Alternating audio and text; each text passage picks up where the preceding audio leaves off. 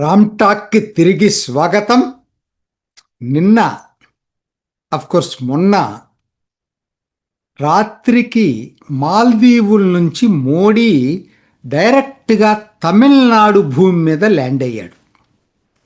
టుటుకోరంలో programmes చూసుకుని రాత్రికి తిరుచిరాపల్లి వచ్చి నిన్న గంగైకొండ చోళపురం 1000 సంవత్సరాల రాజేంద్ర చోళుని జన్మదిన వేడుకల్లో పాల్గొన్నాడు.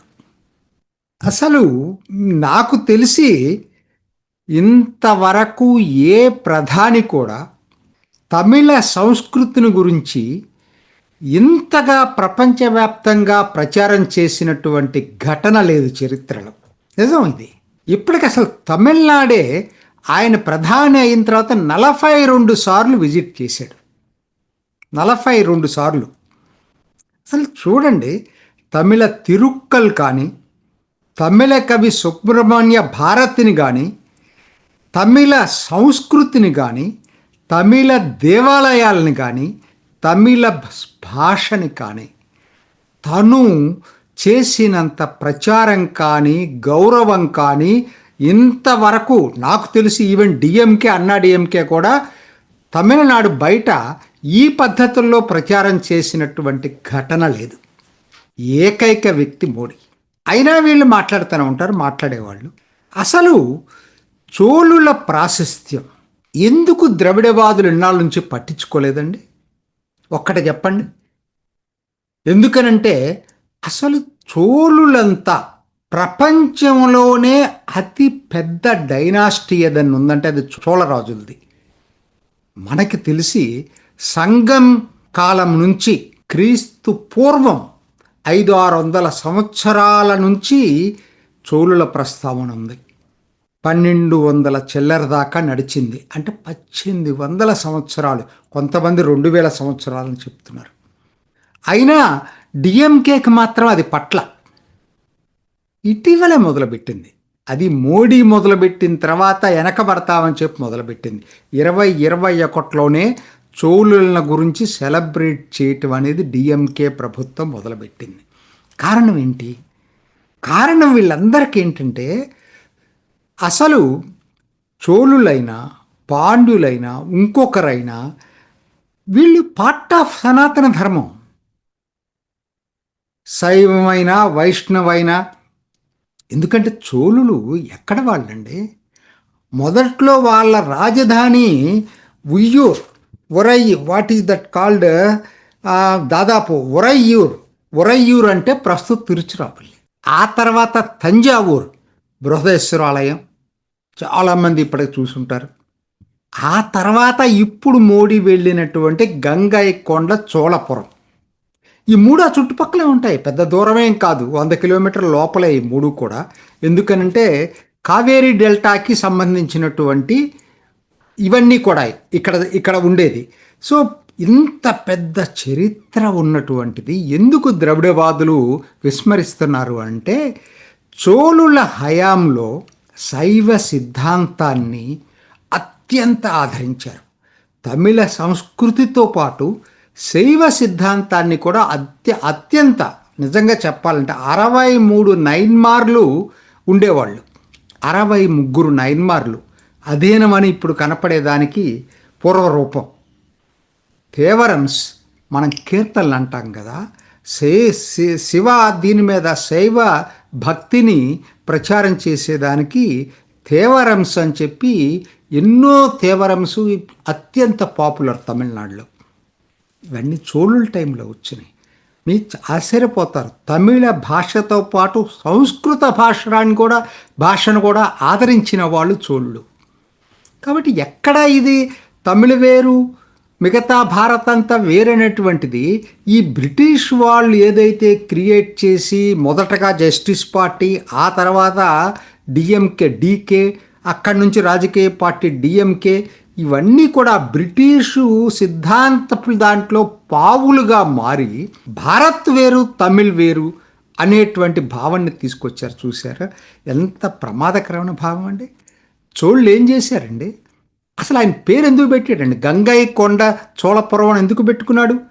మరి అతను గనక మరి గంగైకొండ చోళపురం అంటే అటువంటి కళింగ, పాల ఆయన విస్తరించిన సామ్రాజ్యాలు. అక్కడికెళ్ళి గంగలో ఉన్నటువంటి వాటర్ని అంతా తీసుకొచ్చి ఇక్కడ ఆ గంగైకొండ చోళపురంలో ఈ ఒక చోళగంగం అనే సరస్సు నిర్మించాడు.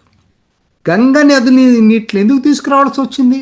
పవిత్రమని భావించారు కాబట్టే ఆ పాల, కళింగ రాజ్యాలను జయించిన సందర్భంగా గంగ జలమయం జయస్తంభం ఆ సరస్సుని ఏం పిలిచారంటే లిక్విడ్ పిల్లర్ ఆఫ్ విక్టరీ.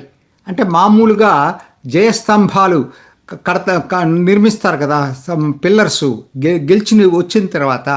అసలు ఆయన అట్లా కాకుండా ఇదే ఒక పిల్లర్ అని చెప్పాడు, లిక్విడ్ పిల్లర్ ఆఫ్ విక్టరీ అని చెప్పి గంగ జలమయం జయస్తంభం అని చెప్పి ఈ చోళగంగం సరస్సు పేరు. ఇప్పుడు దాన్ని పొన్నేరి లేక్ అంటున్నారు ఇవాళ దాన్ని. ఎంత గొప్ప చోళులదండి, ఎంత గొప్పదండి అది. మిగతా అదంతా పాత చరిత్ర వదిలిపెట్టండి. ఒక 300 సంవత్సరాలండి, 907 నుంచి 1215 వరకు మోడ్రన్ చోళల ఇది చూసుకున్నా కూడా 300 సంవత్సరాలు పెద్ద సామ్రాజ్యం. తుంగభద్రా నదికి దిగువనున్నటువంటి దక్షిణ ప్రాంతం మొత్తం వాళ్ళ కింద ఉంది.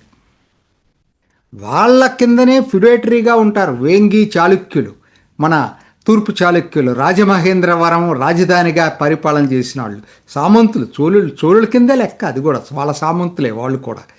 ఇది ఇంత పెద్ద సామ్రాజ్యం కాకుండా అసలు ఇటువైపు కళింగ, పాల భారత్లో అట్లనే అసలు వాళ్ళ నాన్నే రాజేంద్ర చోళ నాన్న రాజరాజ చోళు టైంలోనే జరిగినటువంటి ఘటనలు ఇవి.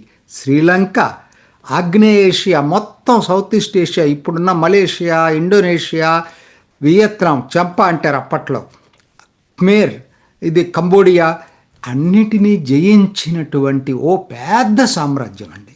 అసలు నేవీ ఏమి నేవీ అండి ప్రపంచంలో అప్పటికి నన్ను అడిగితే ది మోస్ట్ పవర్ఫుల్ నేవీ ప్రపంచంలో ఏదైనా ఉందంటే చోళాస్ నేవీ. మరి మన చరిత్రలో ఎంత చెప్పుకున్నామండి చోళల గురించి? అక్బర్ని గురించో మొఘలాయిల గురించో 200 సంవత్సరాల చరిత్ర వాళ్ళది. అది ఆ చరిత్ర అంతా దుర్మార్గపు చరిత్ర. నేను పోయినసారి వీడియో చేశాను. మత మార్పిళ్ళు చేయటం, హిందువుల్ని నిర్బంధించటం, దేవాలయాల్ని కోల్చటం, వీళ్ళు ఎక్కడ అటువంటి పనులు చేయలేదే. వీళ్ళు మిగతా దాంతో 18 సంవత్సరాల చరిత్ర వదిలిపెట్టండి, మోడ్రన్ దీంట్లో 300 సంవత్సరాలు ఉంది కదా, దీనికని ఇది 200 అయితే ఇది 300 సంవత్సరాలు కదా. మరి చరిత్రకారులకు ఇది కనపడలేదా? ఎక్కడి నుంచి వీళ్ళు రాస్తున్నారు? నెహ్రూవియన్, మార్సియన్ చరిత్రకారులు ఈ దేశానికి, దేశ చరిత్రకి చేసిన నష్టం, మన సాంస్కృతిక వారసత్వానికి చేసిన నష్టం అంతా ఇంత కాదు. అదనుకుంటే ఈ బ్రిటిషు పావులుగా మారినటువంటి జస్టిస్ పార్టీ, డీకే వాదం, ఈ ద్రవిడవాదం అనేది చేసిన నష్టం తమిళనాడుకి అంతా ఇంత కాదు. అని ఎంత గొప్ప వారసత్వాన్ని మీరు ఎలా ప్రపంచంలో చేసుకోవచ్చండి? చేసుకోవటానికి ఏంది మతం ఉందని చెప్పి భయం వీళ్ళకి. వాళ్ళు శైవులని భయం. శైవులు ఏంటండి, ఒరిజినల్ యాన్షియంట్ చోళ్ళు ఈవెన్ తిరుచిరాపల్లి, శ్రీరంగపట్నానికి కూడా చేశారు, వైష్ణవైట్స్ కూడా. సో ఇప్పుడు వాళ్ళు సపరేట్ కాదు భారత్ నుంచి. భారత్లో నీకు కన్యాకుమారి దగ్గర నుంచి కాశ్మీరు, ఆఫ్ఘనిస్తాను, ఇటువైపు బంగ్లాదేశ్ వరకు కూడా మొత్తం భారతీయ సంస్కృతితోనే ఉండేది. ఇవన్నీ వీళ్ళు క్రియేట్ చేసి వాళ్ళ అవసరాల కోసం బ్రిటిష్ వాళ్ళు క్రియేట్ చేసిన దాంట్లో వీళ్ళు పడిపోయి అసలు భారత్ నుంచే విడిపోయి సపరేట్ దేశం కావాలని చెప్పి పెరియార్ కోరుకున్నాడు కదా. వాళ్ళు వీళ్ళకి ఆదర్శ పురుషులు. ఏం మాట్లాడతాడండి ఆయన? పొన్నాయి సెల్వన్ తీశాడు అంటే రాజేంద్ర చోళుని యొక్క తండ్రి రాజరాజ చోళుడు, ఆయన గురించి తీసిన పొన్నాయి సెల్వన్ అసలు చోళులు అసలు హిందువులే కాదట ఆయన చెప్తాడు. ఇంకొక ఆయన కమల్ హాసన్, నేను చాలా గౌరవిస్తా ఆయన యాక్షన్కి, కానీ ఆయన ఏమంటాడు, ఆ రోజుల్లో అసలు హిందూయిజం లేదు.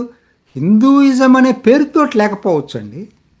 భారతీయ ఎప్పుడు కూడా ఒక మతంగా చెప్పుకోలేదు కదా, అదొక ధర్మం, మతం కాదది. ఆ ధర్మంలో భాగమే ఇవన్నీ కూడా. కమల్ హాసన్ మరి ఏం మాట్లాడాలో నాకు తెలియదు అసలు ఈయన గురించి. ఇన్నాళ్ళకైనా సరే ఇవాళ నిజం బయటకు వస్తూ ఉంది.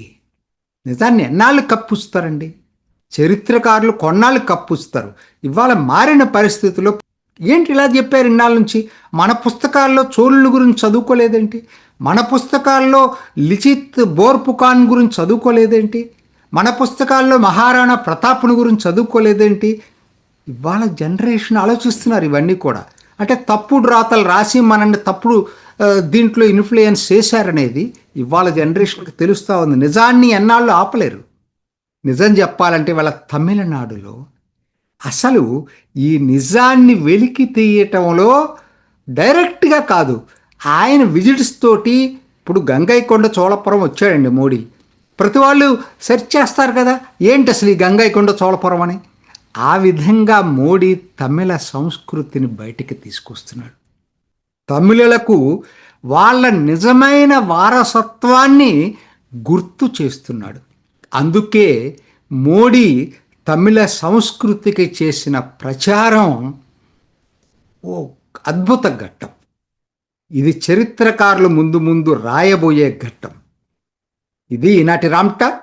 ఇంకొక ఎపిసోడ్లో మళ్ళీ కలుసుకుందాం. నమస్తే. చూసారు కదండి, మరి ఈ వీడియో కనుక మీకు నచ్చినట్లయితే ఒక లైక్ కొట్టేసి మీ అభిప్రాయాన్ని కూడా కామెంట్ బాక్స్లో తెలియజేస్తూ ఇలాంటి ఇంట్రెస్టింగ్ అప్డేట్స్ కోసం మా ఛానల్ని సబ్స్క్రైబ్ చేసుకోండి.